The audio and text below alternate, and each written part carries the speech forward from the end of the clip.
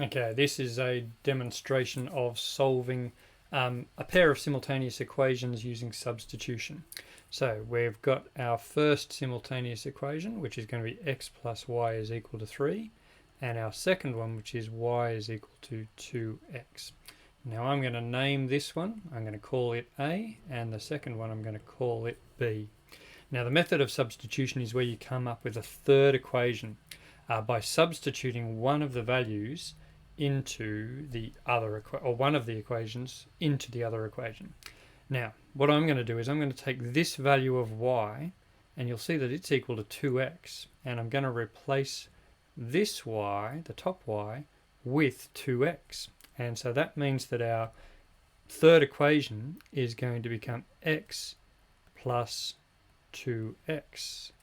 So I've taken the equation B value for y and I've substituted it into equation number A, and I still know that that has to be equal to 3. So remember that because both of these equations have to remain true, it means that I can take what I know from this second equation here and substitute it into the first equation. And so that means that I can now solve this.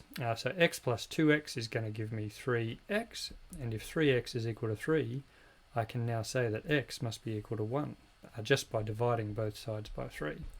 Now I can take that value for x and I can substitute it back into one of the equations again. Now the second equation, I know that y is equal to 2 times x. So if I substitute in the new value that I have for x, then I can say that y must be equal to 2 times 1, therefore y must be equal to 2. And so now I've solved my simultaneous equations. I've got the final values here of x is equal to 1 and y is equal to 2. Now we can confirm that. So what we can do is we can substitute those two values back into our first equation, equation number A.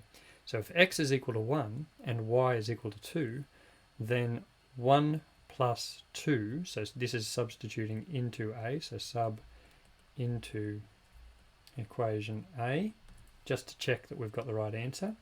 So if x is equal to 1, I find out that 1 plus 2 does equal 3. And I can go tick, yes, it certainly does. And then I can say y is equal to 2x. So if I sub into equation 2, equation B, then the thing I'm testing is whether or not y is equal to 2x.